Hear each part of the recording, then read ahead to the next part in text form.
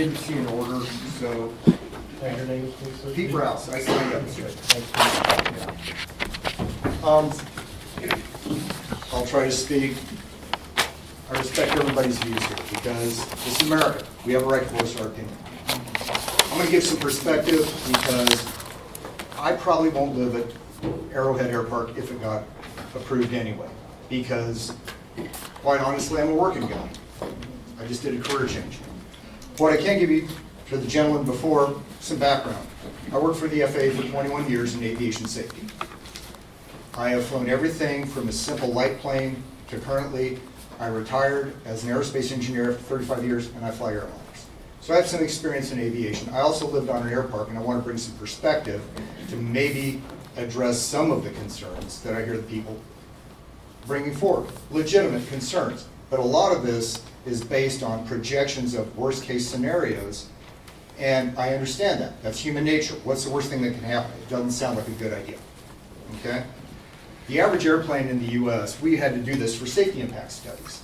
I did that for 35 years. I designed, built, tested, and flew airplanes. So I had kind of a background in that I can hopefully address it in a reasonable manner. The average GA plane that we're talking about at Arrowhead Air Park flies about 4.3 hours a month, about 50 hours a year. Okay? We had to do that to see what was the impact of a safety concern. The FAA issues, when there's an issue with an airplane, issues what's called an airworthiness directive. So you got to see how bad is bad, okay? And so the average GA airplane that they're talking at Arrowhead Air Park is about 4.3 hours per month. It's 50 hours a year. I won't address the watershed. I thought it was an excellent presentation. He brought up the facts. I can't do that. That's not what I do for a living. What I do is aviation safety. The noise. Anybody here got a lawnmower? About 90 decibels running a lawnmower. Brush hog's a little higher. The average GA airplane per regulation cannot exceed about 93 decibels. That is regulatorily required under Part 36 of the FAA requirements. So you're basically talking lawnmower level noise. That is the level of noise. A hair dryer, when you're drying your hair, is about 90 decibels. So that gives you a feel for how bad is bad on airplane noise.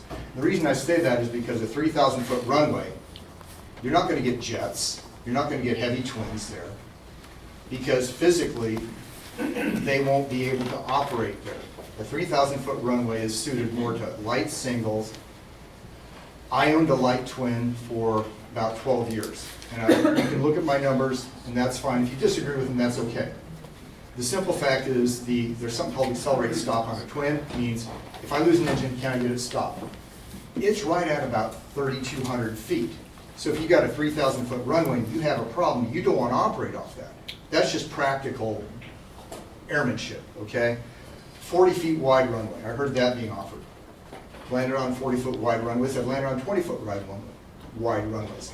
It is something that as a pilot you have to assess under 91.3 or 91.1, excuse me, all pertinent factors. That is the basic requirement before you can get out there. Can I land here? Can I take off here? It is required before every flight. With regards to the noise corridors, the average performance of these airplanes is about 700 to 900 feet per minute on the lighter twins, on the lighter singles, and on the more high performance singles, they climb about 2,000 to 3,000 feet per minute. So in a minute, they'll be very high. If your neighbor's mowing his yard with a lawnmower, it'll have more impact on your noise sensitivity than the airplane will at that altitude. So that's just physics, okay? I lived at the air park and we wanted to bring new hangars there, and we had meetings similar to this. And this is the perspective I'm hoping to offer. Again, I have no financial interest in here. I'm friends with Craig, been friends with him for a long time. I can attest that he's a good man. I take a bullet for the guy. That being said, everybody has a legitimate right to voice their concerns, and I agree with that. There were thoughts that, oh, we're going to be bringing jets in, we're going to have commercial operations, it's going to be 24-hour noise. I lived on that air park for about 3 years. I heard more lawnmowers in the time than I heard airplanes, and we had about 80 homes in the area. On weekends, it was a little more, but it wasn't nonstop droning. You're not looking at a Johnson County with commercial operations. You're not looking at KCI. It physically can't do those kinds of operations because the 3,000-foot runway, I flew corporate jets, so the light jets. There's very few jets you take into that kind of runway because you have zero margin, and people who can afford that kind of airplane typically don't want to land 40 miles away from downtown. But, so you got light airplanes, lawnmower noise level.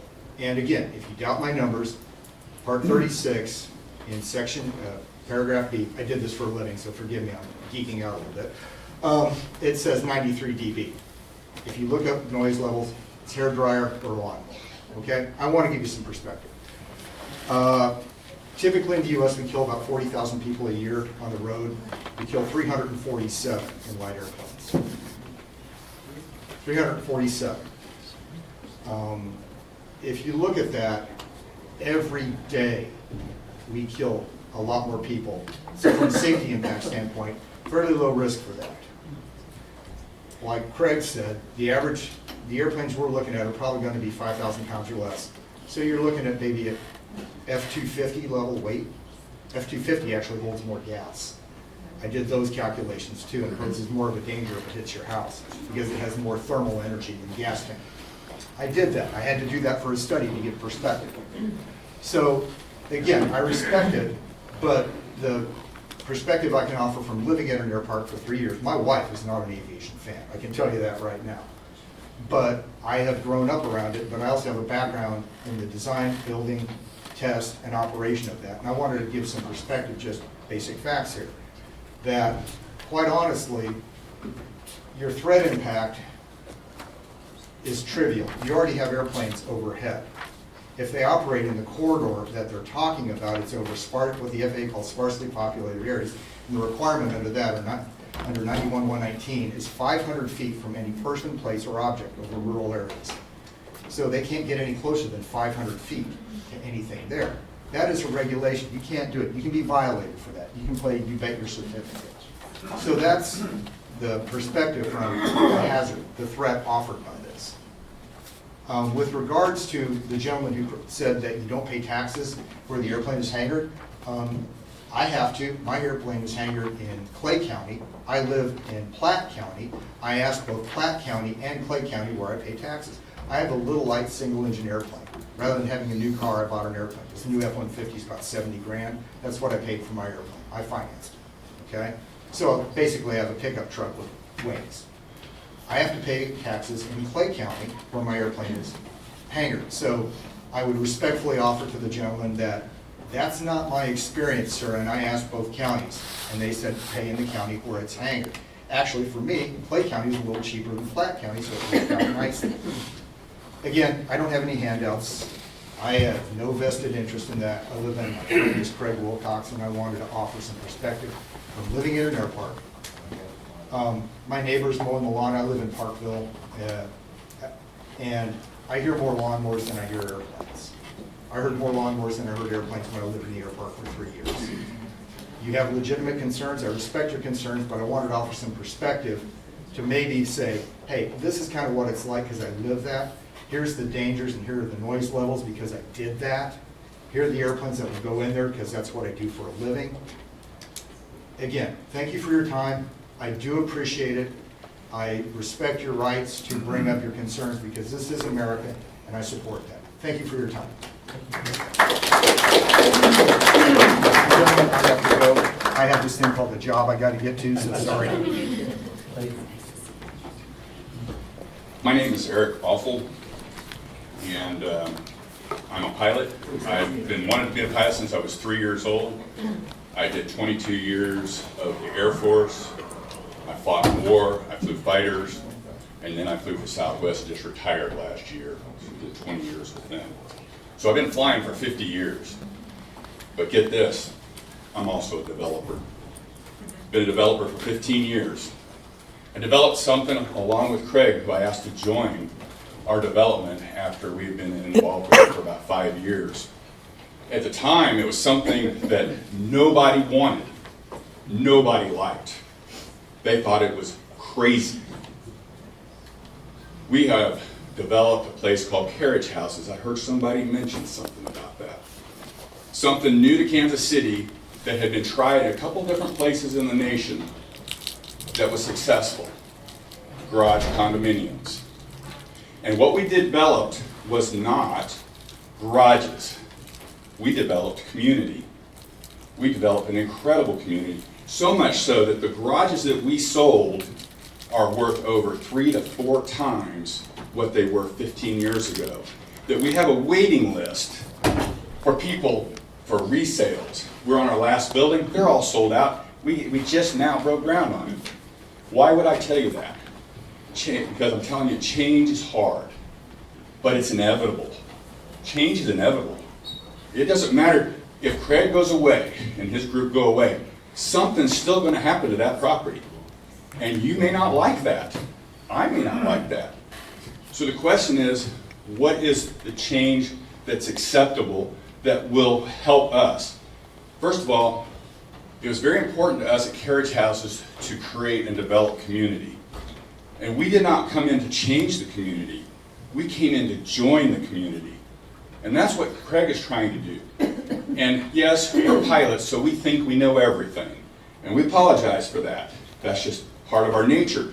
We're taught to take control of the situation because we have to make decisions constantly in the environment we are to make those decisions and keep people alive. Well, that's a pretty good personality, but it also is a bad personality because we think we know a lot. So apologize if we act like we know a lot. But there is one great thing about us, is we're good people. We're good people that are not takers, we're givers. And I can promise you that the people that get the community of that air park are not going to be a community to themselves. They're going to be part of the community that you want to be part of. And how do I know that? Because I've seen it at 15 years over at Carriage Houses.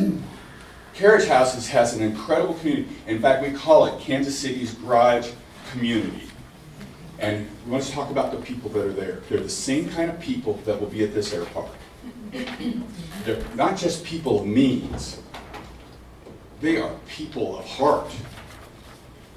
I have guys that have garages there that are $1 million garages. These guys are making several $1 million a year, men and women. And what are they doing? They're hosting charity events at their garages, raising money for different people all around the city. They are givers, and they invite you in and they go out. And that's what you're going to see with the air park. It's hard to accept change, I know that. But I'm telling you, this is the kind of people you want to become part of your community. Not separate from your community, but part of your community. These are the people that you're going to go, man, I need this or that. And you're going to say, you know, Craig, what should I do about this? Where should I go for this? And Craig, he's the kind of guy that show up on your doorstep with whatever it is you need and take you wherever it is you need to go to help you get it. And that's the kind of people that we're talking about. So I'm asking you to think about this a little different. After 15 years of Carriage Houses and seeing what real community is, and you call DeSoto and talk to their planning commission. They went through the same thing. Talk to their mayor. It was the same kind of thing in the beginning. Now they love us. Not just, you know, I appreciate the money that you're talking about and all that. Guess what? The money that came from Carriage Houses and goes into the county and the community is far more than we ever estimated. But that's not what it's about. It's about being part of the community. If you want this community to grow and be happy and prosperous, the fact is you can't say, I'm just going to hope that 165 acres stays the way it is. I appreciate the idea that that 165 acres could be used as another residential area. Problem is, you need a developer who feels the same way. And I guess, just pilot opinion, you're not going to find one. What if a pig farmer comes in there and says, this is a great place to have a pig farm? Would that be a good idea? Would you like that? I wouldn't. Yes? Okay. Not me. Just a second, please. Respect. Okay? I'm asking to leave. Okay? Respect. Okay. Also, then you should be speaking to the commission, not us. Not us. All right, I don't mean to get you excited. I'm very emotional about this because of what I went through over the 15 years in Carriage House, because I went through this process and had the same kind of frustration and concern. Our hearts are in the right place. We want to be givers. We want to be part of this community and everything. And we want to bring something to the community that you're proud of and you're excited about. And you go and you talk about this venture in a positive light and go, wow, 15 years ago, I was totally against this thing, but I'm so glad it happened. I'm telling you, from what happened to us at Carriage House, that's where we are now with DeSoto. So I apologize, I didn't mean to upset anybody, but thank you.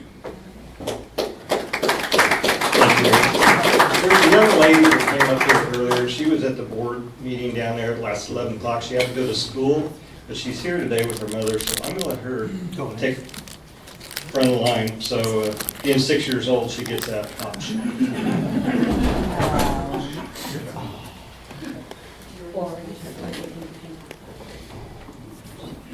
Big voice. Can you say hi to everybody? My name's Tracy. My name is Nina. Go ahead. Read it. You wrote it down. Microphone. Do you want a microphone? Would that be easier? I can hold it. Would that help? Okay. You don't want my hands on. Is that on? I think it's on. It's on. Oh, good.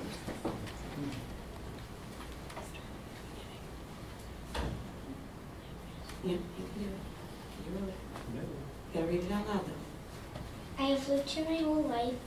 I like living in a rural area.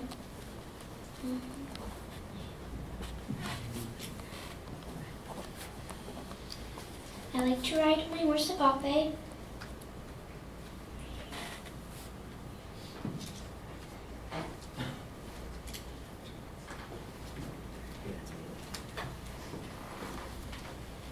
You're doing good. You're okay. No, that way. Right there. Just say it. Just read it out. I do not support the air park because it's a lot of noise. There are already planes that would increase. It can disrupt people's hobbies like mine. It disrupts quietness and peace. What if a plane crashes? Thank you.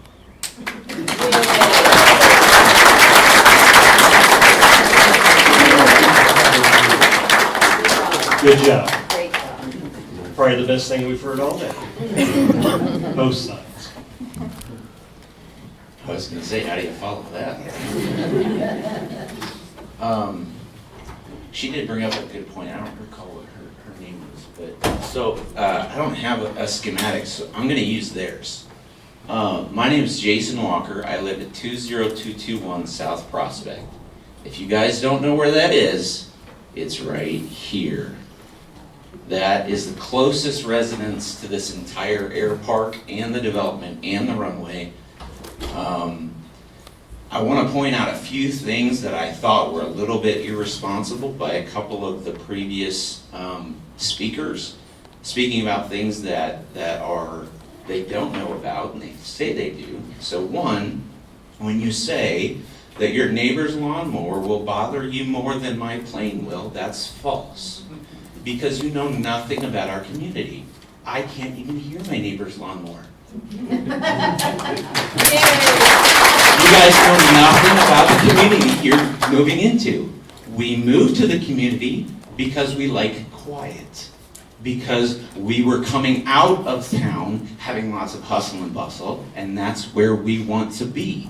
Now, I'm not even exaggerating. I cannot hear my neighbor's lawnmowers because we have 10, 20, 50 acre lots. That is where you are moving into and proposing an R1, which is half acre lot subdivision in the middle of nowhere, basically. You couldn't go any further south or north or west to get further away from a town, probably. Cleveland is further south. You have Peculiar. We are unincorporated for a reason. It's not like we're going the next lot south of Belton, and we're developing the next lot south of Belton, we're talking about the middle of nowhere. Another thing that I heard said, which is also not true, and I don't know if it was intentional, I won't speak to the intent of the individual that said it, and then they left after talking. But if you're gonna say that you're an expert in something or you've done it for a long period of time, and then you bring up statistics and statistics that don't match actual statistic analysis, you should know something about statistics if you're gonna bring them up.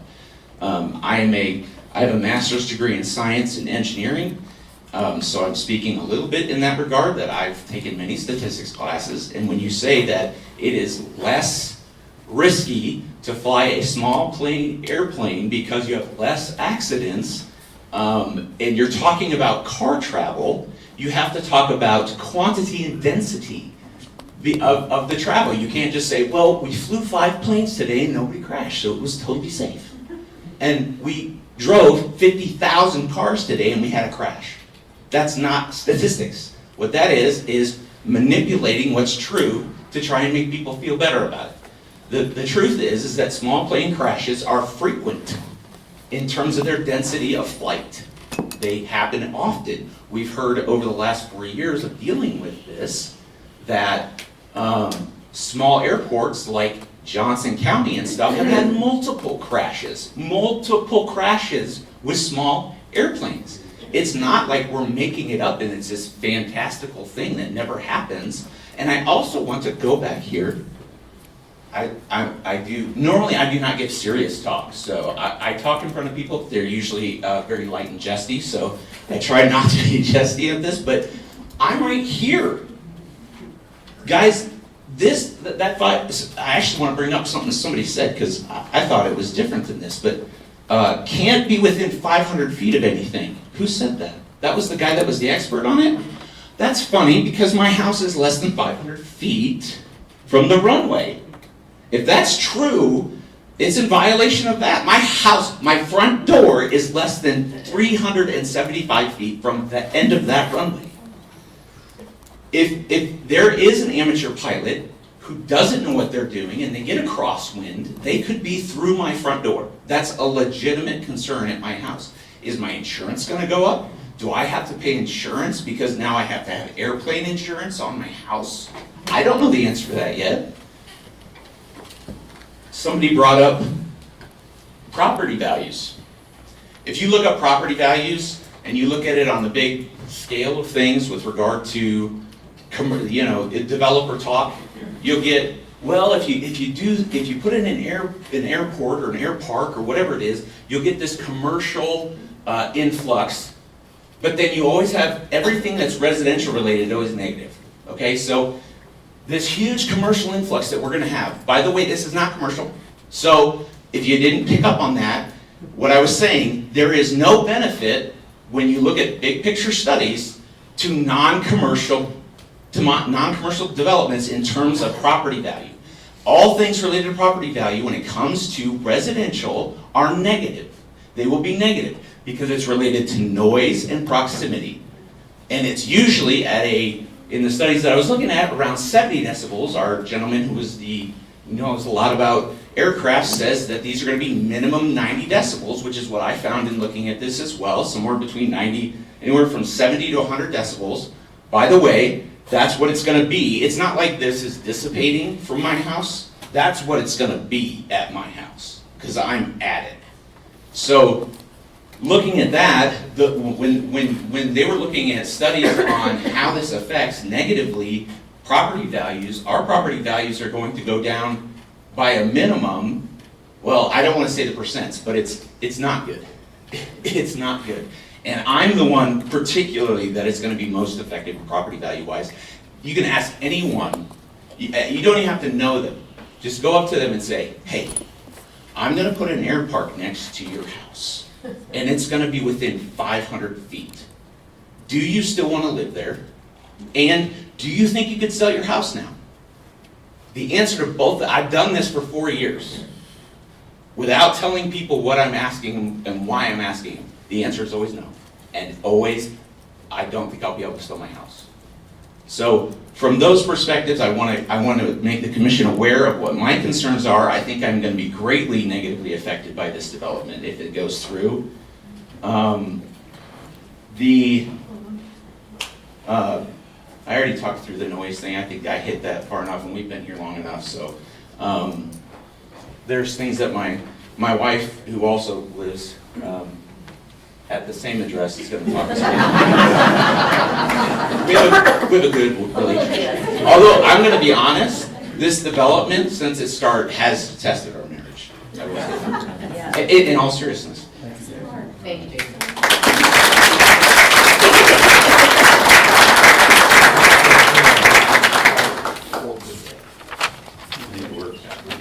Good one, thank you. My name is David Seba. I'm a lifetime resident of Cass County. I've lived here my entire life. I grew up just 2 miles north of the proposed development, and I'm here to speak on behalf of it. I first met Craig because we're both pilots, and just heard about it and called him, and we kind of went from there. And I kind of want to just to give it a little different perspective than anything. I am a farmer. I've been my entire life, so I have no props, no accolades, no diplomas or anything like that.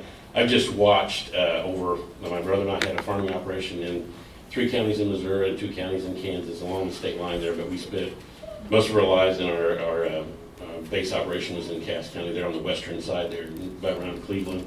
So I spent my entire life here and ran a business in these counties. So I watched, and I understand where these people are coming from, because this land that this is proposed on, at one time we used to farm it.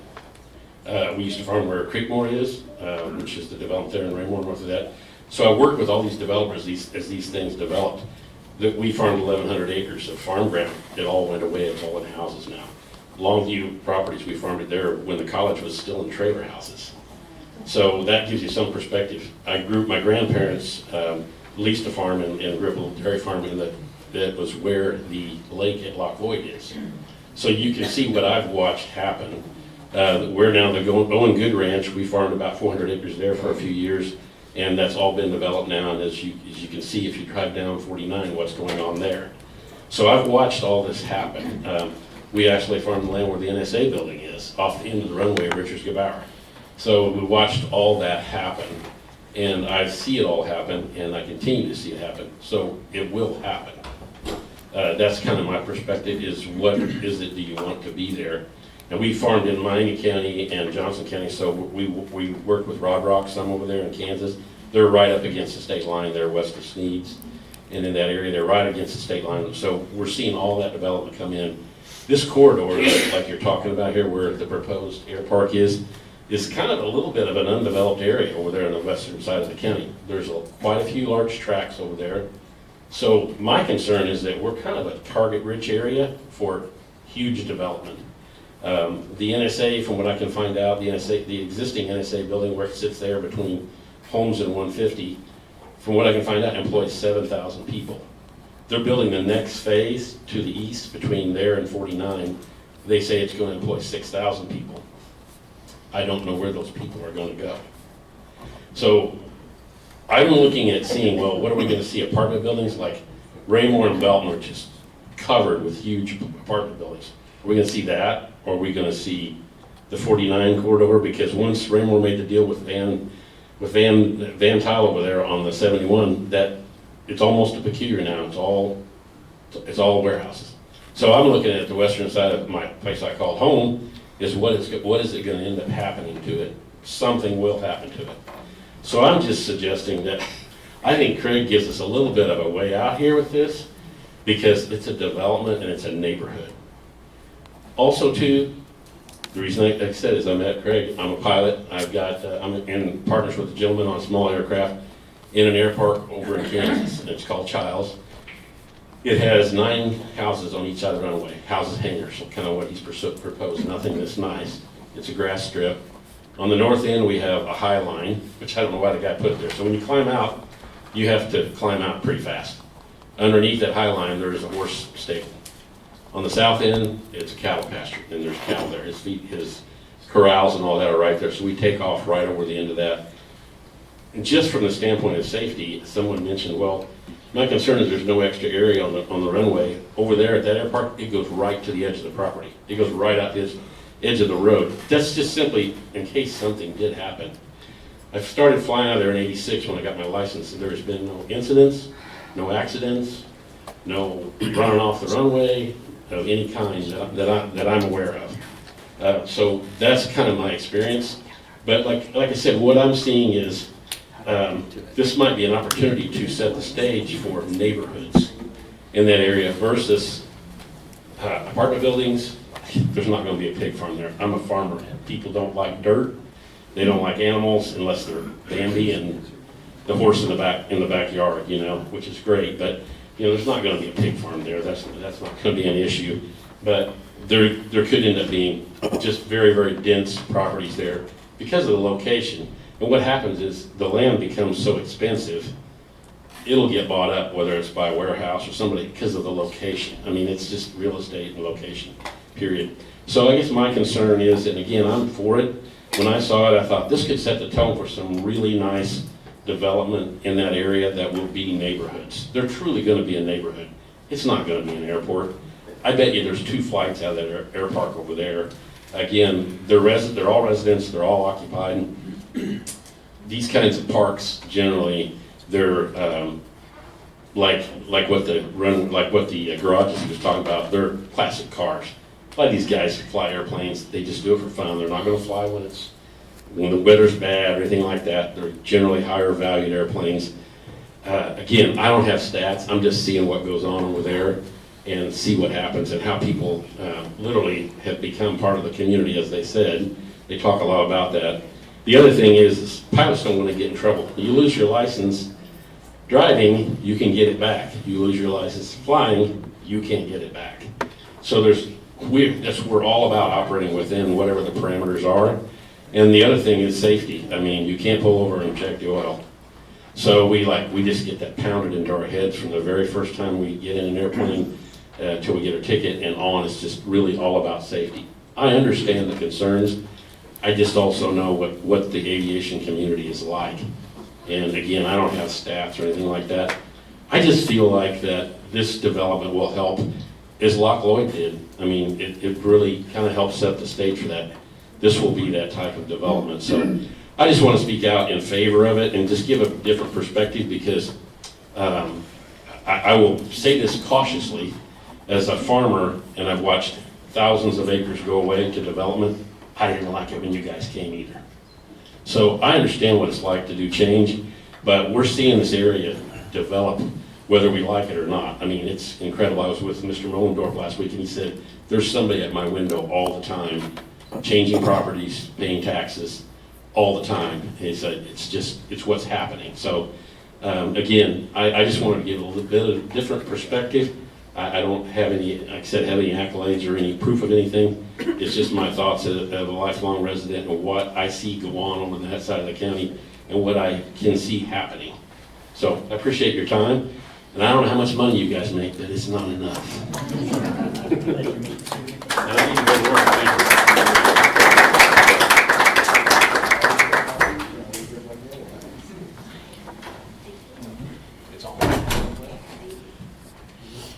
My name is Julianne Walker. You're the wife. I'm the wife. Yes. We live, as you pointed out, down the closest to the runway strip there. I just wanted to share how this will personally affect us. We moved to the property in 2021 and got a letter a couple weeks later saying they were going to build an air park. The runway being less than 300 feet from our property. Well, we had moved out there for peace and quiet for my family. My son has a tumor at the base of his spine and other health issues that I won't bring it all up because I want to protect him, but there are things that we deal with, and we moved out there for quiet and for calm and for peace. And for the past few years, it has been such a blessing because the kids are thriving and it's so beautiful. But I'm just, our hearts heartbroken over what this would mean for us. If flights can come in up until midnight and start again at 5 a.m., my children are in bed at 8, and our lives will be significantly, detrimentally affected. We will be forced from our home, we won't be able to stay there, and we've poured everything we have into this to make it our home. Sorry. Anyway, I just wanted to ask that you would please think of my children, think of all the families in the area. I know our house is the closest, but there are so many neighbors that are extremely close and have families and children and animals. And we come and ask for your protection of the community today. Thank you very much.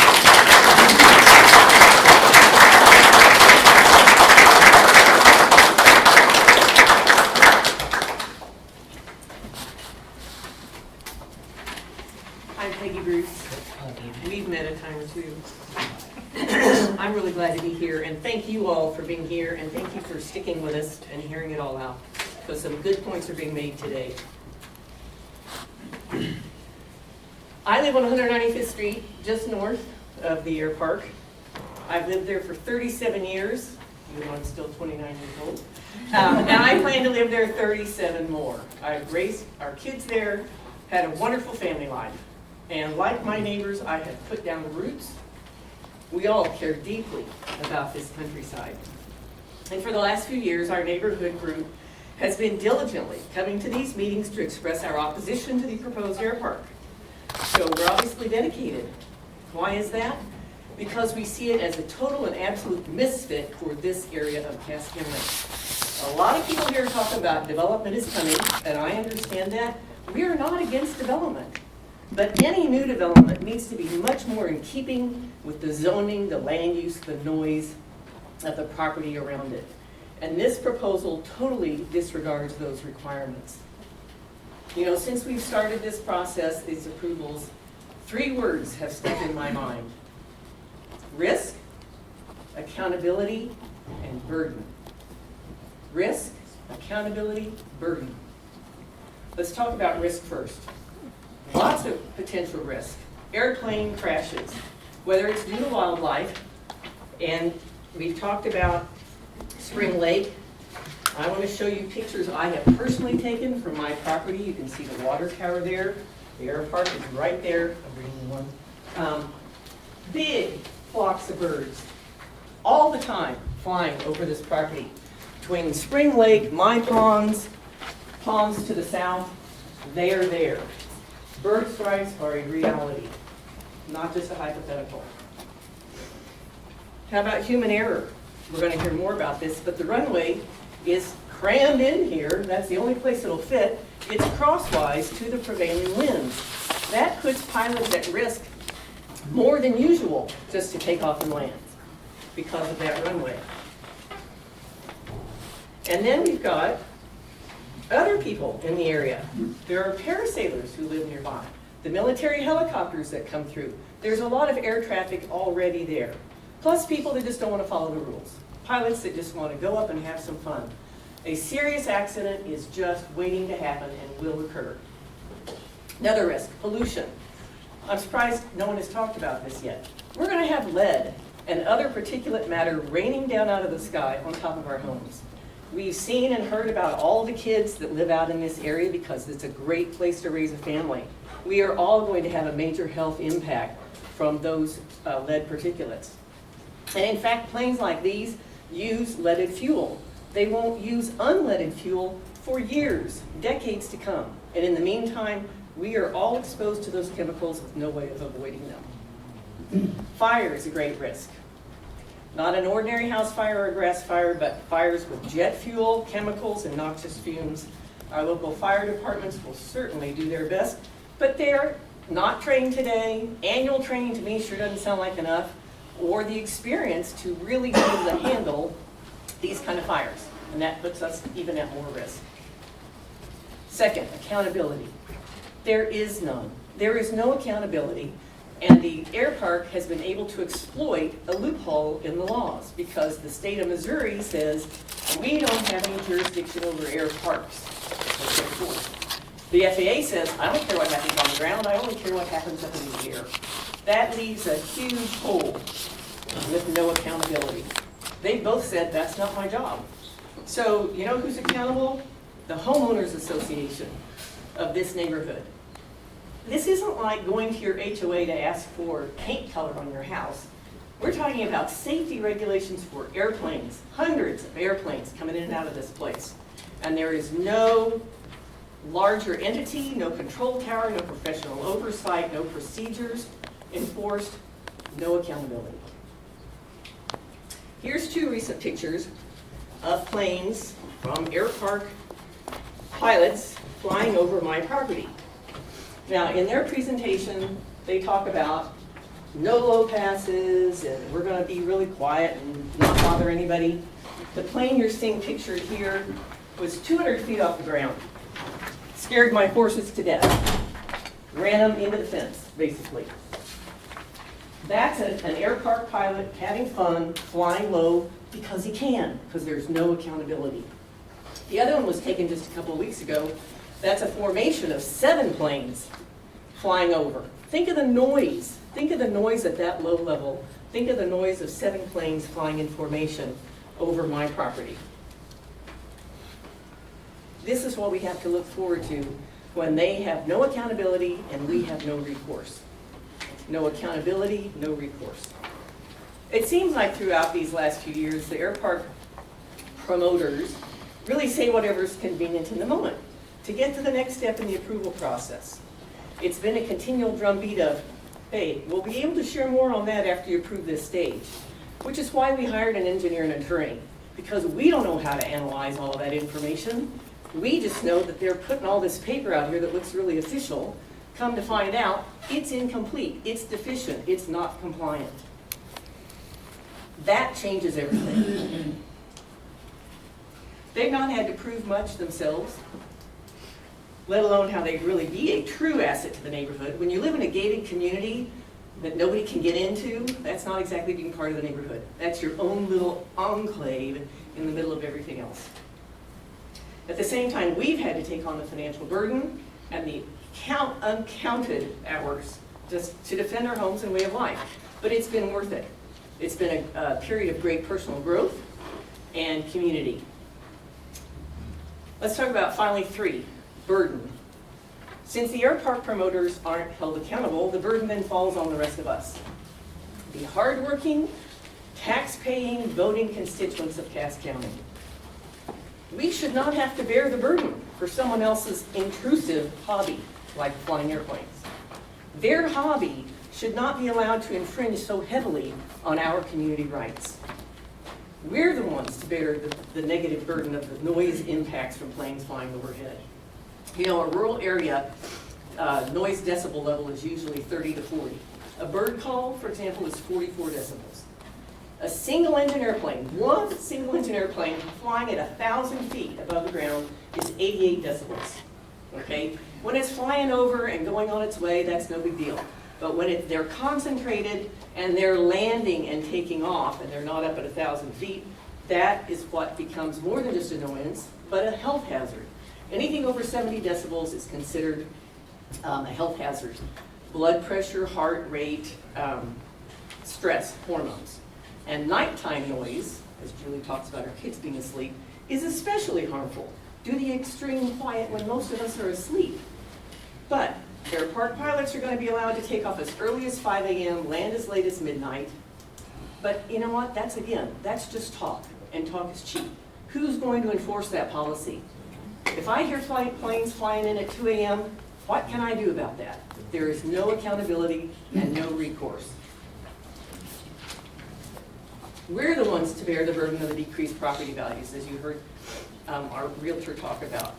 While these plane owners may have the luxury of conveniently flying out of a private air park, we will forever bear the burden of reduced values of the homes we've lived in for years, which are our primary investment to fund our retirement. This air park will be a negative financial hit on all of us. So if this air park is approved, you're signing our community up for unknown ramifications, 10, 20, 30 years from now, especially as there is no larger government entity to rely on or appeal to. It's just us. It's us in Cass County, left holding the bag and suffering the consequences. We are not against any and all development. I can see development coming. I welcome appropriate development for the area. And there are a lot of different options other than a runway and airplanes.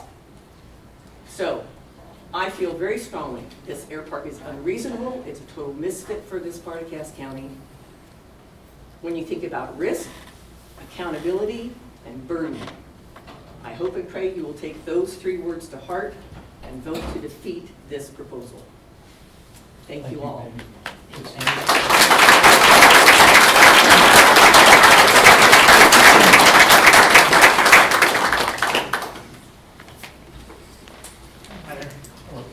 My name's Ed Young. I am an attorney, but primarily I'm also a professor of environmental studies for Kansas State University. I teach the environmental studies class. I also have a significant amount of experience working with airports. I'm a member of the Kansas Aviation Hall of Fame, was inducted for airport planning. I'm also the author of the General Aviation Airport Safety and Security LRD, Legal Research Digest, which was published in cooperation with the FAA by the Transportation Research Board this year.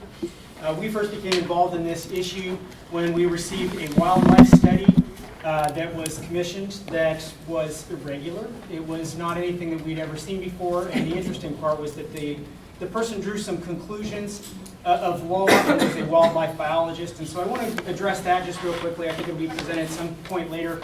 I'm speaking in about an hour on a national continuing legal education call about airport resources for non-aviation attorneys, so I apologize that I will have to leave.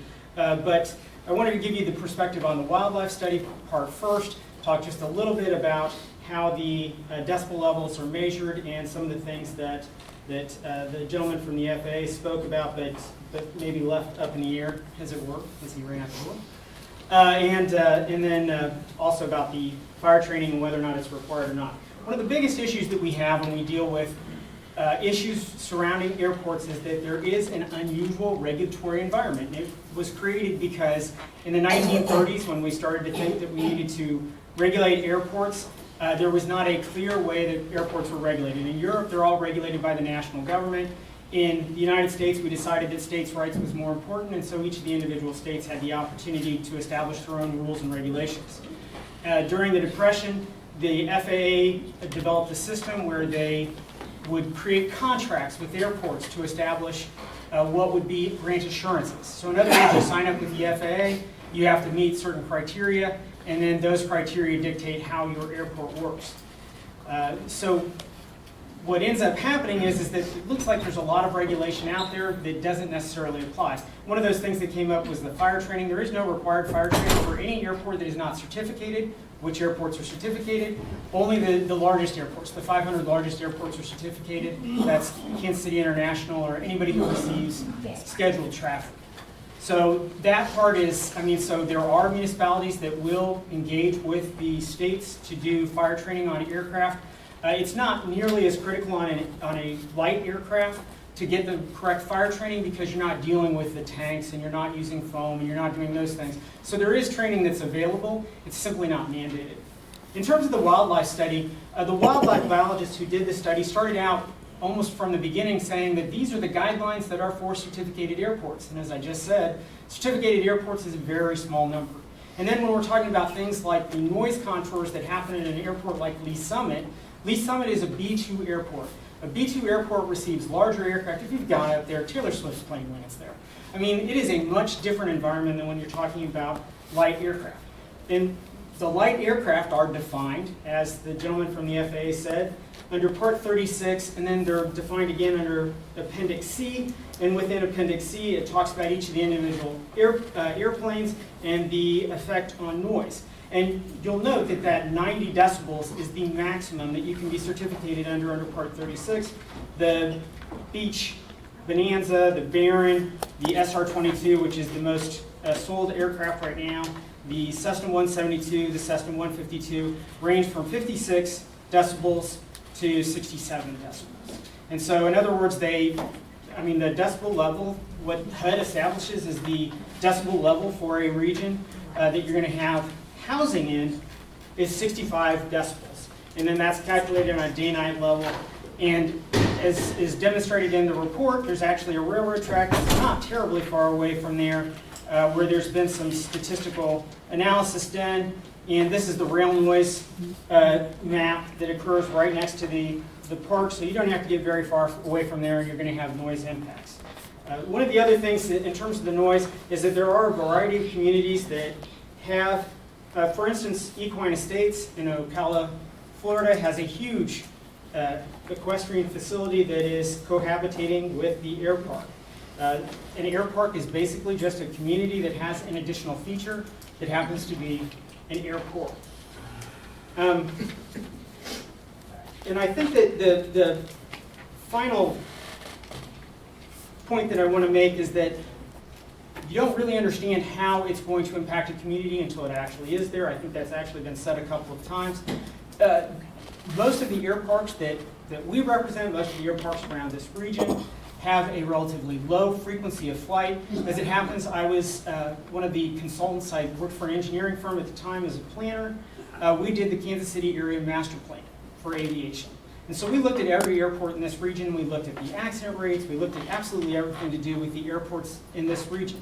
And we came up with, when we did our estimation of flight frequency, we used the Kansas City master plan because that's a pretty good indication of what the frequency of flight is going to be there. So I think the frequency and the noise computations that were done are fair and accurate for the airport and the air parks that are in this area and the air parks around the country. So again, you don't really have that understanding unless you go and you observe airports or air parks. And the gentleman who was talking about being a child over in Kansas, that is the typical situation that you're in. There's dozens of these air parks around the area. There's 497 that currently have properties listed somewhere.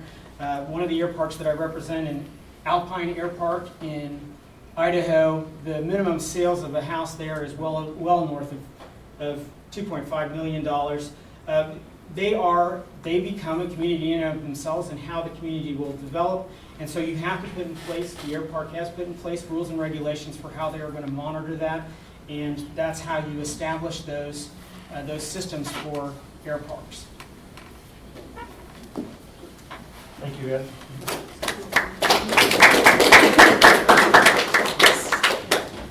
I'm not on the list. I'm John Webb. I am on the board of the fire district, Western Cass Fire, and we are limited in our revenue to $200,000 a year. They said that we would require $53,000 annually to train people. We don't have it, and we can't get it. The entire Western Cass district would have to approve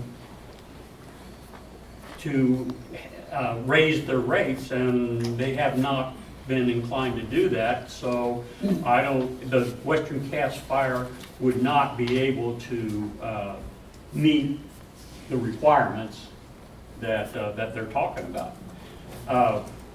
Another thing that I would put forth is, I'm a licensed pilot, and that's not in line with the winds at all. You would be constantly flying into a crosswind. There's no other possibility. It's constant crosswind at that point. And I'm looking at this. I don't know what the fall of the land is, but I know that sanitary situations require that the end point be elevated above everything that drains, because you don't want water draining into the pool and overflowing. So they're supposed to always be elevated so that the only water that comes into there is from the sewage, and it's supposedly calculated so the water level never reaches the rim and never ever overflows. You know, listening to the engineer's report, I don't see how you can approve this thing with the laws that have been violated, and that I just don't know how you're going to do it. But I definitely wanted to tell you, we don't have the money for the fire district, and it requires a lot that we don't have.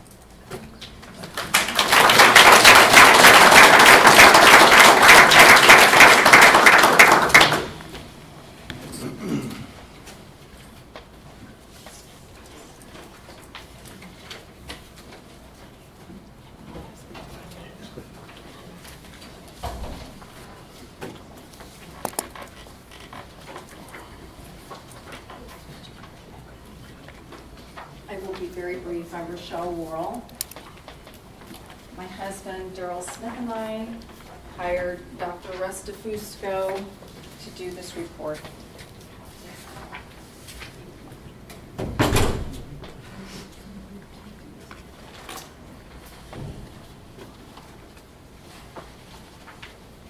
This report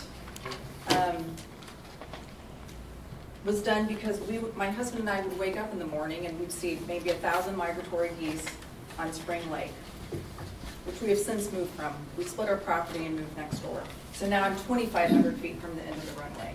Still far too close. And we thought, gosh, this isn't safe. And so this report is not about saving birds. It's about saving lives of those in the air and on the ground. Because our area is flush with wildlife hazards. And this report was done before the buffalo farm added another, what I believe would be a wildlife hazard. A lot of this is just common sense. Birds and planes don't go together, and there's no way that they can, Arrowhead has the ability to do the wildlife safety mechanisms to keep the runway safe or not to scare the birds when they're flying around. So Dr. Restafusco is the guy in the United States. He is a qualified wildlife biologist. And the attorney, I forget his name, he's correct. FAA doesn't have to apply to this. No safety regulations have to apply unless you decide you think they should apply. So just because the FAA doesn't have jurisdiction doesn't mean you can't say, you know what? I think this report is a really good idea for safety. We think you need to adhere to wildlife safety standards. That's not out of line, and that's what typically, when there are no rules for somebody to, a county to follow, they will adhere to the safety regulations of the FAA. So hopefully you will do that. Do you have any questions of me regarding this report? I do not. Thank you. Thank you, Rochelle.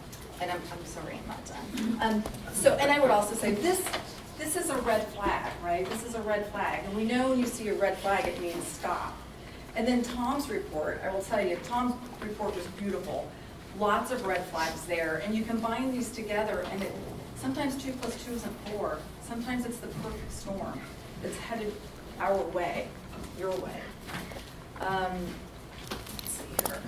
So this. And I'm sorry, I would have made copies for everybody, but I ran out of ink.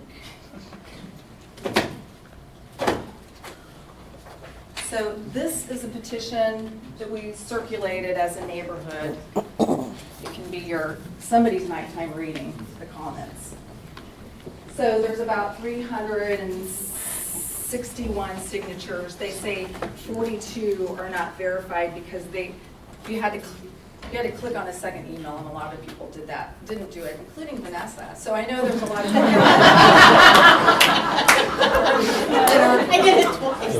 that meant to do this. Anyway, a lot of your constituents are not happy about this airport. And there's a lot of good comments that are worth reading. That's all I will say about this. And then this, I think, is a little bit of a jewel of a quote. I've got 2 quotes here that I just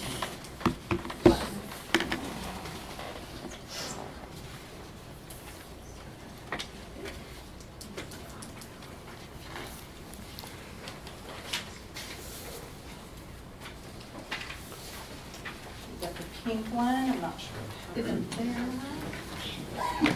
Can you share? Sorry. I was multitasking at work today and I didn't finish everything. Okay. I don't think we need to say much about noise because I think Mr. Robbie Craig Wilcox says it all. This is a quote from the Wild Blue podcast, episode 33. We plan to restrict airplanes flying a little bit because even if you're a resident in an air park, you don't want to hear the guy taking off over your house all day long. I would agree with that. Did I give away my stuff? This is a good one too. Our attendees at our marketing launch said, I don't really want to build a house. My wife doesn't really want to live on an air park, but I can't live in this hangar condo you're offering, so we're now going to offer residential hangar lots. That's where we've got most of our reservations. Robbie Craig Wilcox, Wild Blue Podcast. And so you've heard reference to the carriage houses of Johnson County. Those are garages for cars. I don't think cars can fly over your head. I think the development's a little bit different. And so Robbie Craig Wilcox in this lovely Wild Blue podcast talks about how the carriage houses are man caves. They want man caves, but they want to blow them up for airplanes. I don't know if that's really what fits in our neighborhood.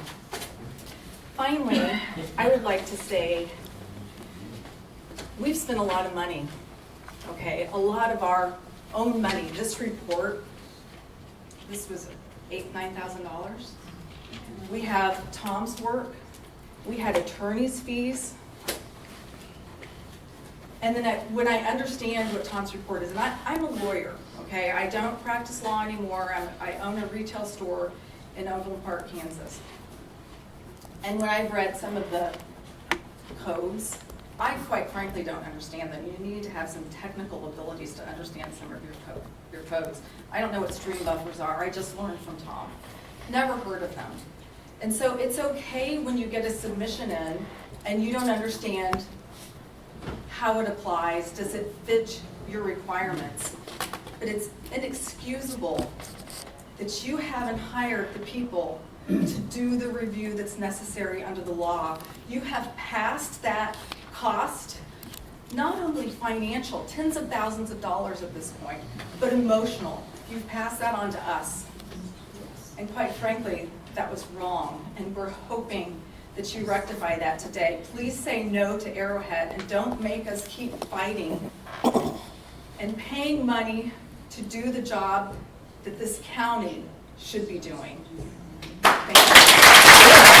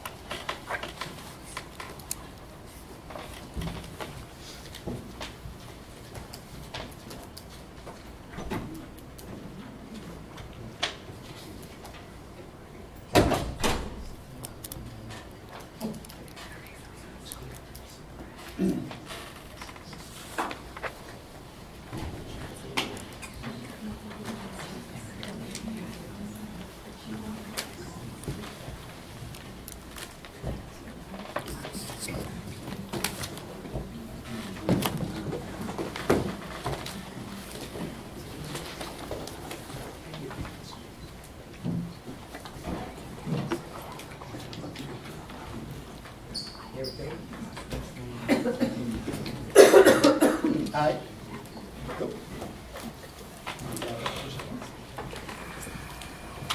Okay. My name is Dr. Keith Kropp. I have a PhD in biochemistry and molecular biology, and I'm not a pilot.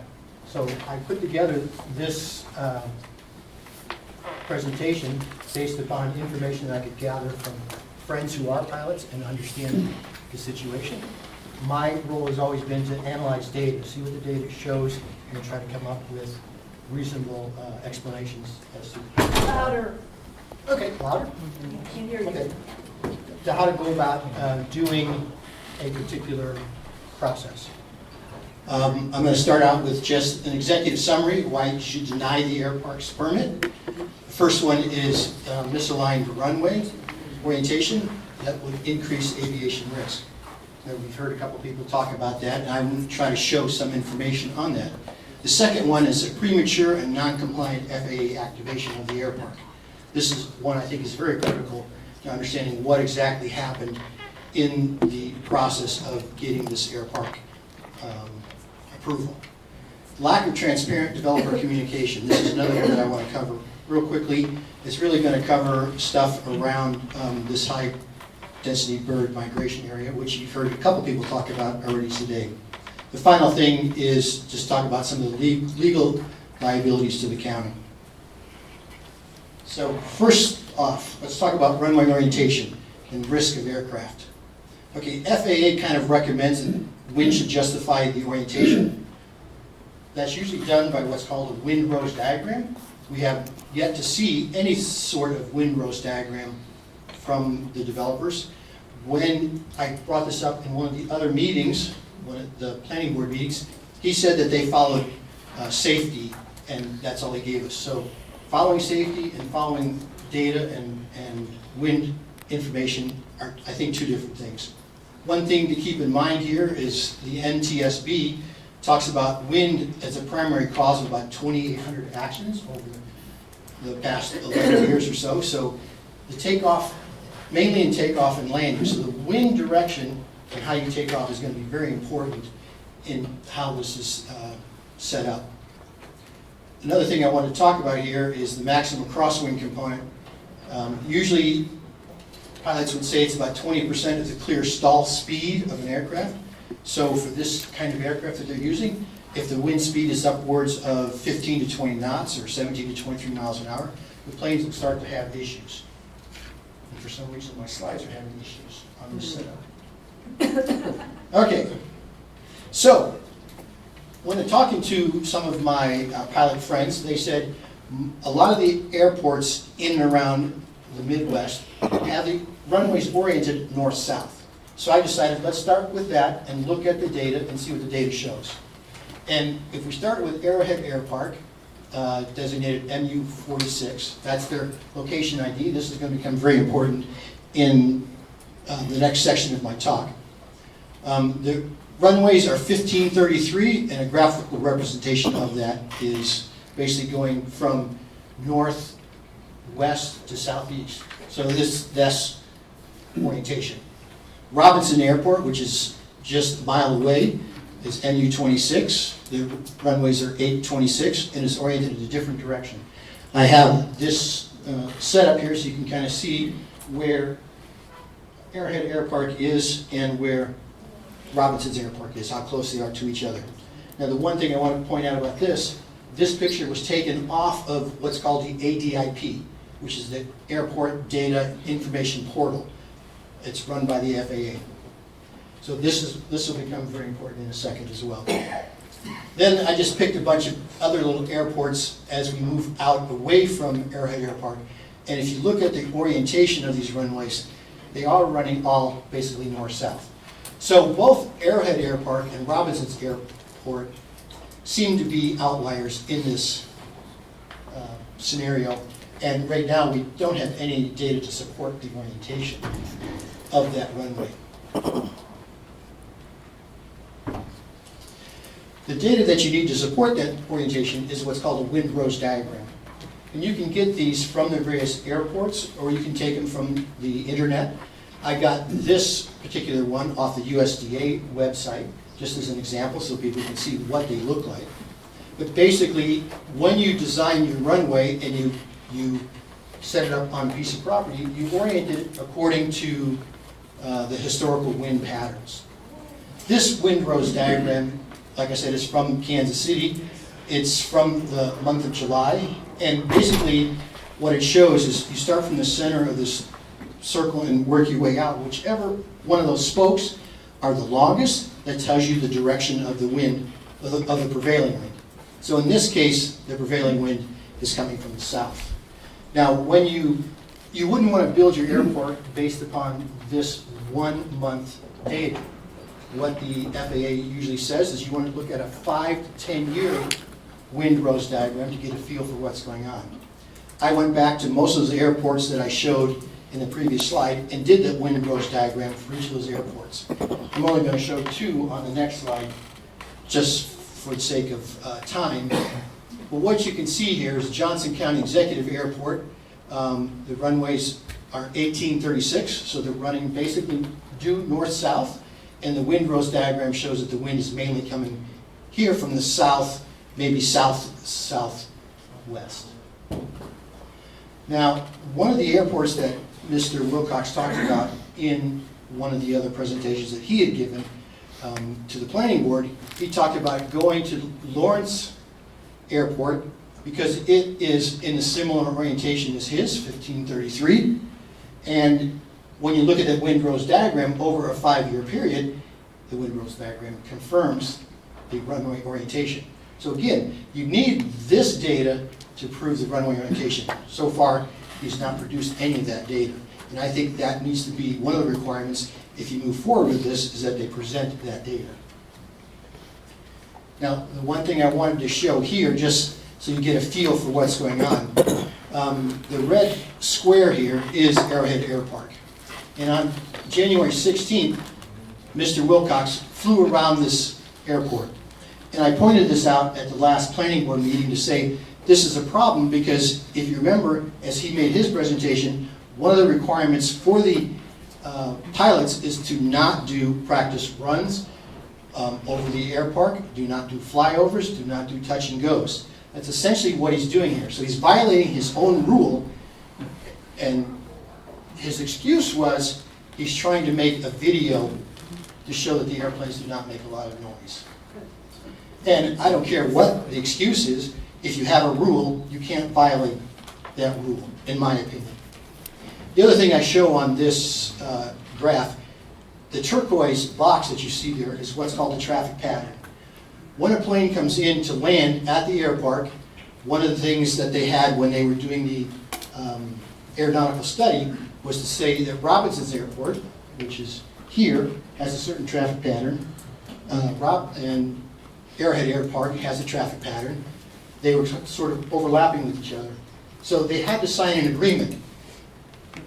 Arrowhead Air Park's traffic pattern means that he has to fly within this blue box when there's a plane getting ready to land and there's another plane circling at 700 feet above the ground. At 700 feet above your house. We'll look at how many homes are in this area, but that's a lot of homes that he'll be flying around. The other air park, Robinson's Air Park, their minimum height, or their height has got to be 1,000 feet.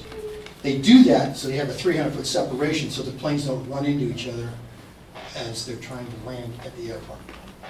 So that's a problem. Now, the one thing I wanted to point here is, if you read through his application, he talks about taking off of the runway and turning in a certain direction. Now, we've already talked about a little bit about the winds, which way the wind's coming. I believe the wind is coming from the south, coming this way. So as one of the other gentlemen had talked about already, you're going to be fighting a lot of crosswinds.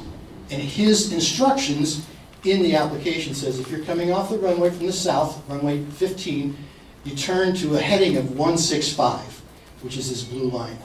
So he's going to be turning basically into the wind, which is what you want to do. Planes should always take off and land into the wind. But this example where he was doing the flyover, he actually did 7 passes over the air park, he actually didn't do that. He turned much further to the west, and if you can see, he flew right over Clover Hill. Now he's at probably 700 feet, right? Flying right over 45 to 50 homes in Clover Hill. Is that the way the pilots are going to have to fly out of the air park every time that they come out? What is, if he says it's supposed to be 165, if they go to 180 or 185, what is the penalty for that? Is the pilot going to be in trouble, or is that allowed? I don't know.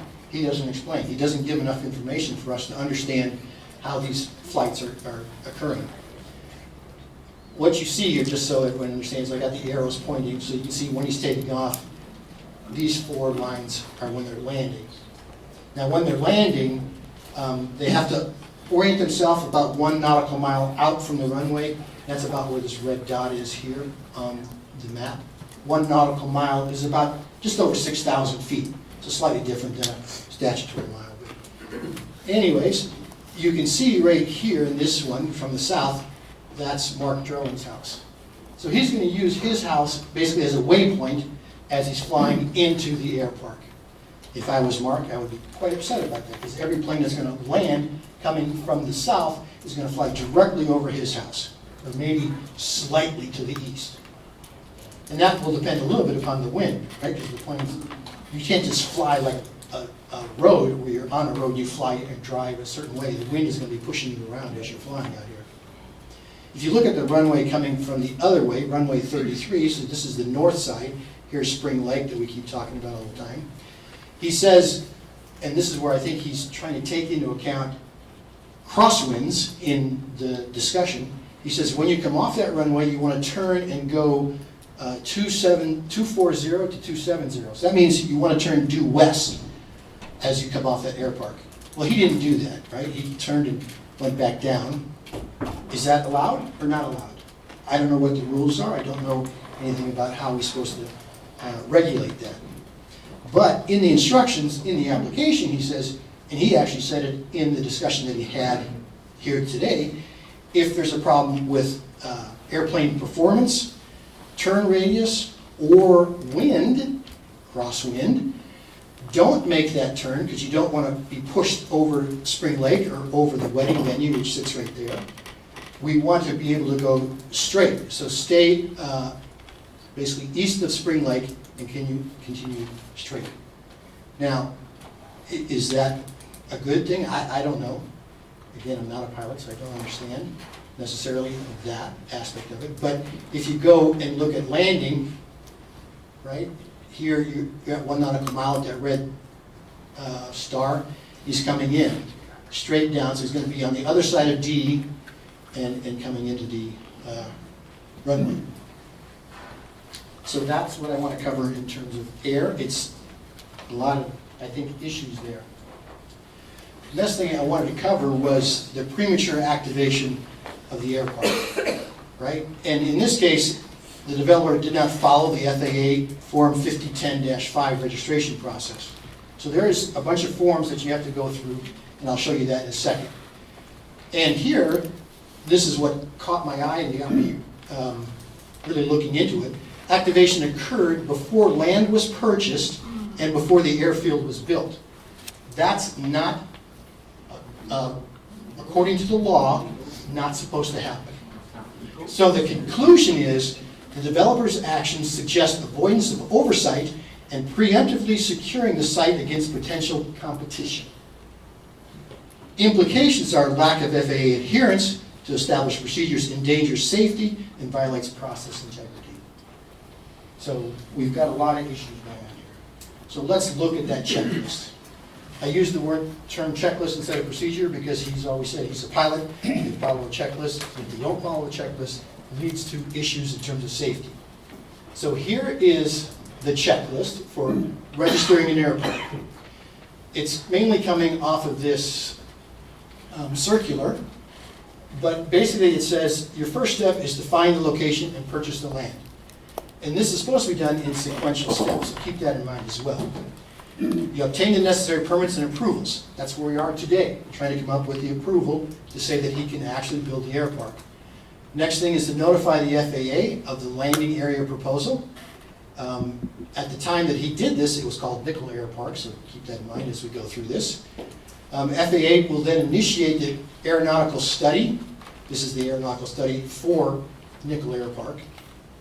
FAA will send, after this study is done, a determination letter to let the proponent know that the air park or his proposal has been approved, or if there's an issue.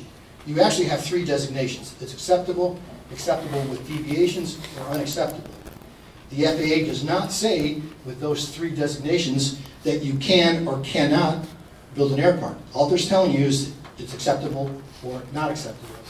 What ends up happening a lot of times, if it's unacceptable, you either try to work out an issue or you pay higher insurance costs and things of that sort. All right, after that is done, you start the construction of the airfield. You obtain all the necessary insurance and things like that. And then after ensuring all the necessary requirements are done, the airfield construction is finished, then you submit the 5010-5 form. Once that is submitted and approved by the FAA, they activate the airfield and send out a location ID and add that airfield to the ADIP. This is where the question comes in. This MU-46 is a location ID. How do you get that location ID when there is no runway on that piece of land? It's just a blank piece of land, and it's still a blank piece of land to this day. All right, so let's move on.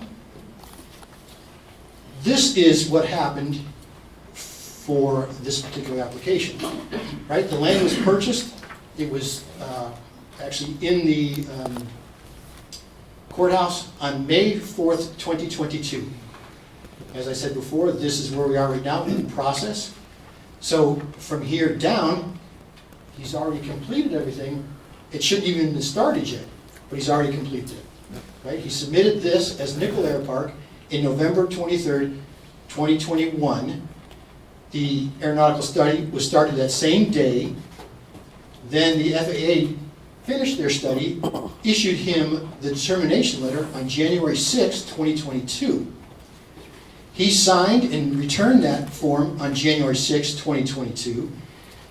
The FAA approved that on January 7th, and at the same time on January 6th, he sent information to the FAA to say change the air park from Nickel Air Park to Arrowhead Air Park.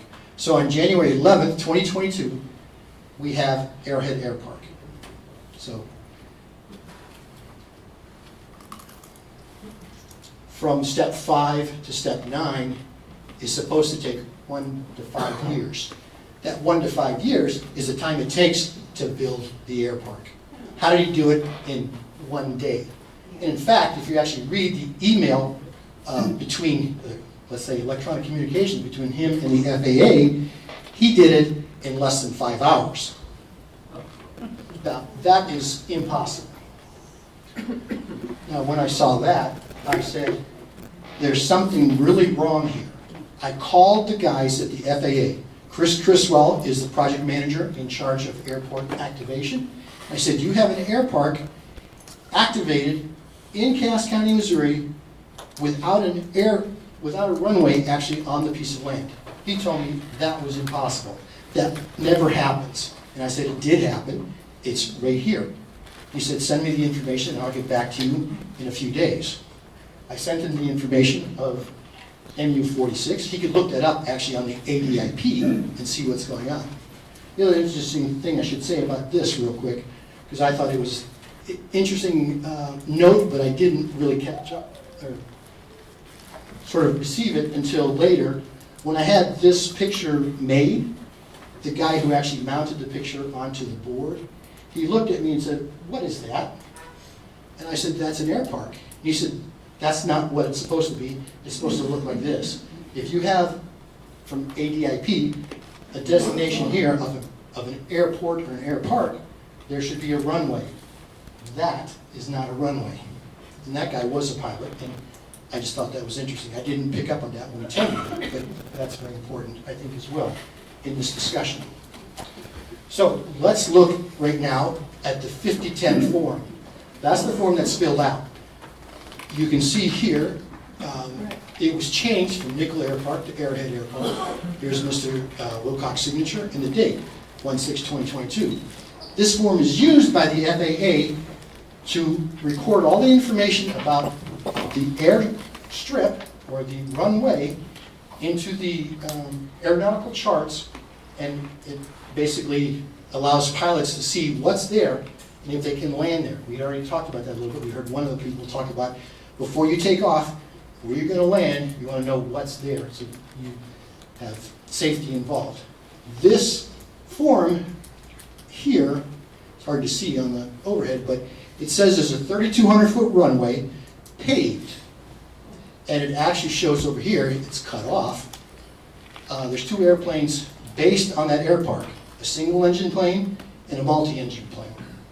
Those 2 planes, when they say based on the air park, means that those planes sit on the airfield more than 50% of the time of the year. Now, if you fill this form out correctly, based upon what we know today, this form should be blank. There is no airfield, and there is no airplanes that have ever been stored on this air park for 3 years. This was done, remember, in 2022. We're not talking 2025. So there's a lot of safety issues involved with this whole setup.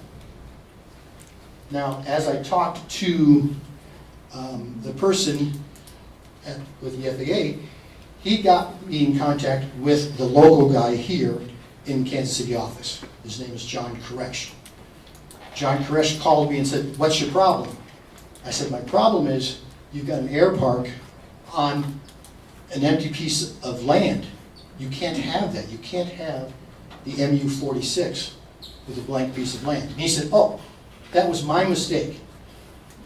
I preemptively, or basically he activated the air park prematurely." And what he told me was he sent a letter to Mr. Wilcox, which Mr. Wilcox presented to the planning board, that say the FAA had made a mistake and that Mr. Wilcox was not responsible for that mistake. And I said, "What are you doing sending that letter to him and not talking to me, first off? But secondly, basically, what is going on here? How do you deal with that?"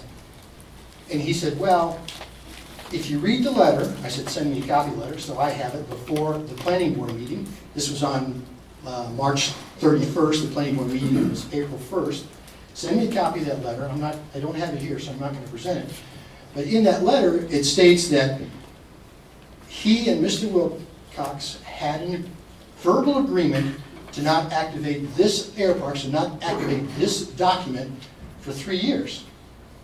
That means that that air park still would have been activated, but it would have been in January of 2025. As we're standing here today, there still is no airfield or runway on that piece of land. So that shouldn't have happened either. So it just seemed kind of strange to me that happened. I said, "What you need to do is deactivate the air park." And he said, "Sorry, I won't do that." And I said, "Why won't you deactivate the air park? This is a public safety hazard.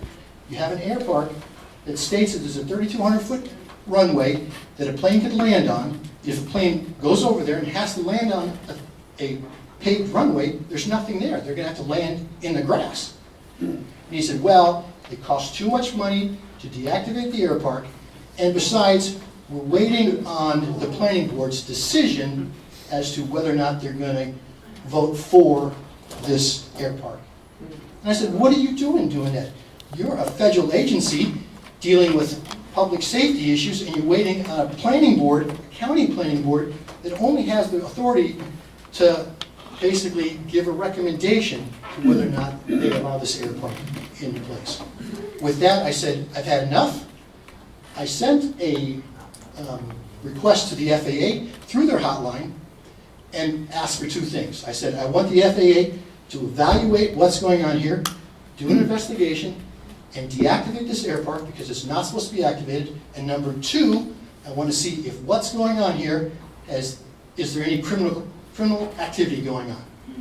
And in order to do that as well, I called Senator Josh Hawley's office, talked to him to get him involved. Once he became involved, the FAA responded really quickly to my concerns, which I was very appreciative of. Within a couple of months, they called and said, they called, meaning Josh Hawley's office called me and said, "The FAA has decided that this air park should not have been activated, and they're going to deactivate it. And they're going to deactivate it on April 17th, I think, something like that." And I said, "Fine, that's what I wanted." And he said, "What else do you want?" I said, "I want that in writing.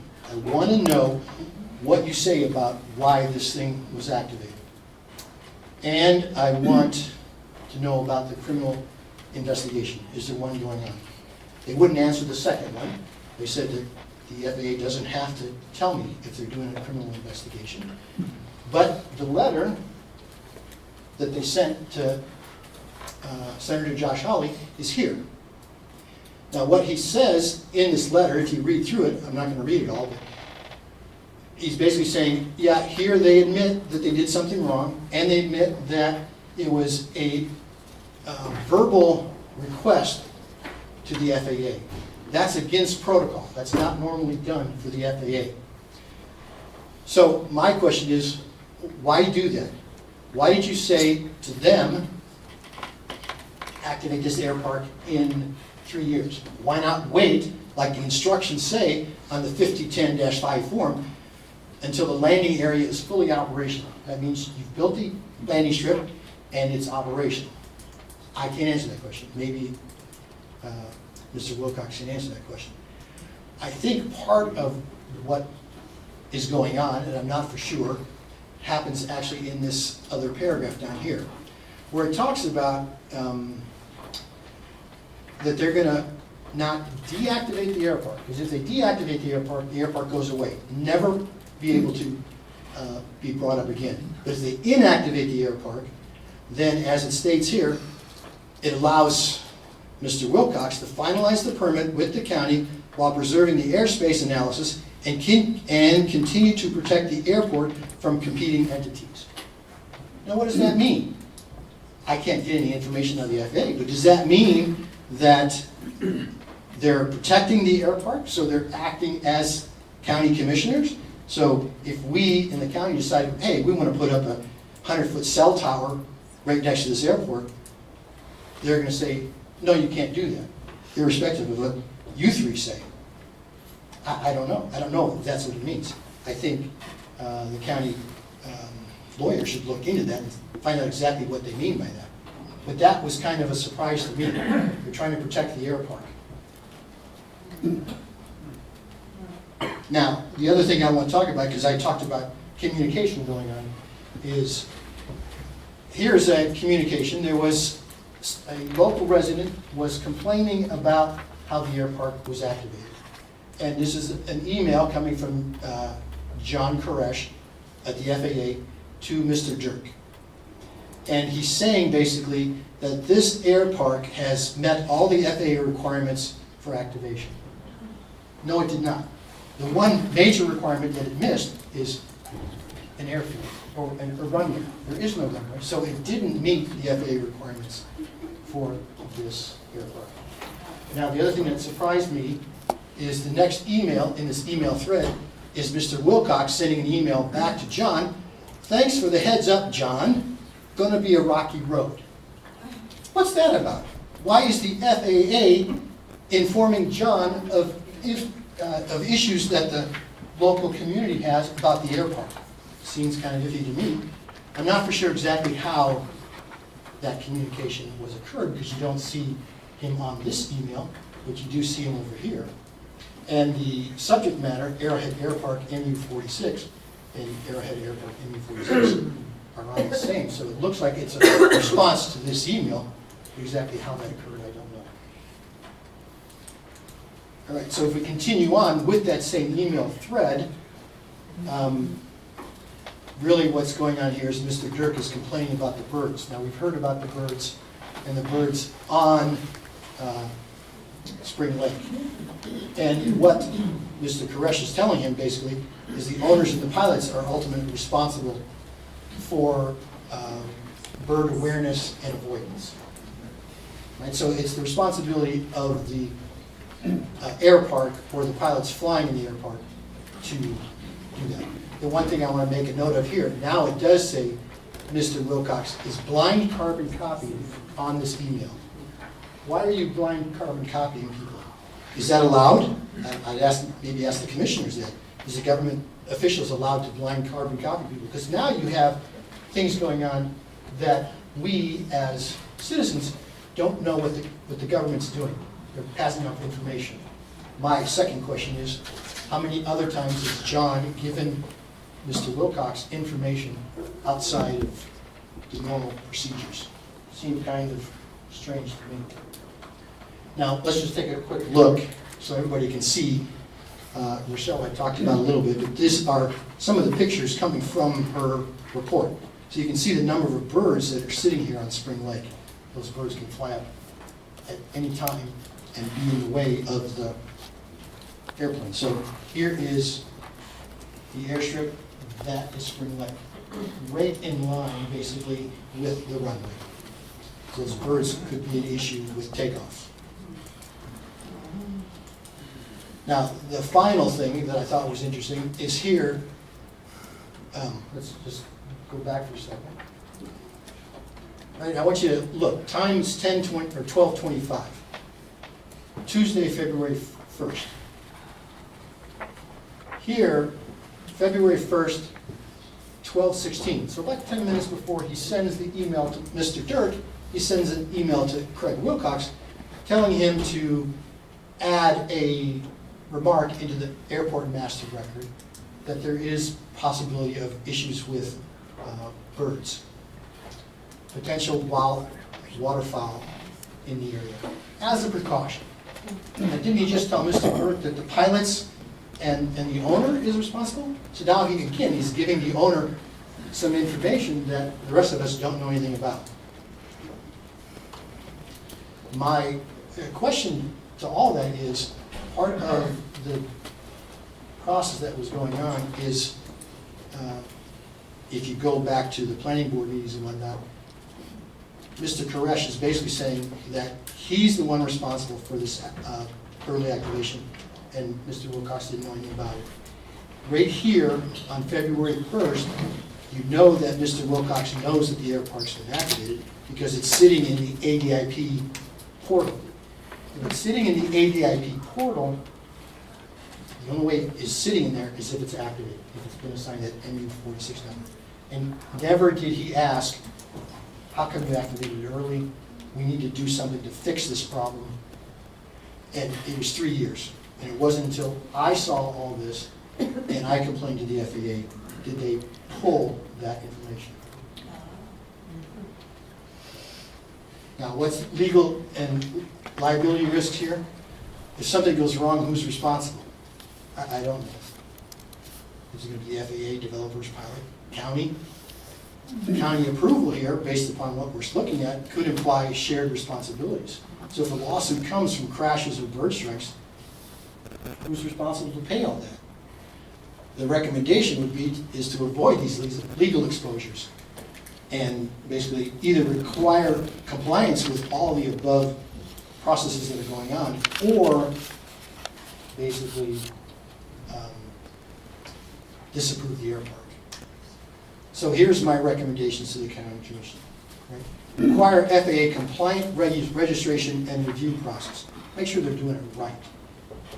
Mandate a formal wind and wildlife study to make sure that the air runway is oriented in the correct direction. Because based upon everything that we see from all the other airports, north and south is the correct way. If it's north-south, he doesn't have enough room. The only way he can get this runway in this piece of property is to turn it like he has. This is just a comment that I'm making, but untimely and inappropriate activation of the air park raises concern that the developer may be attempting to preemptively secure the site against competing entities. And finally, I don't know if you could do it or ask him to do it, but ask the developer to explore alternate locations with lower environmental risks. Final thoughts here: safety, transparency, and compliance must come before convenience. It seems like what he's trying to do is be convenient, get that runway into this piece of property. So my recommendation is do not approve the air park at this site. Thank you.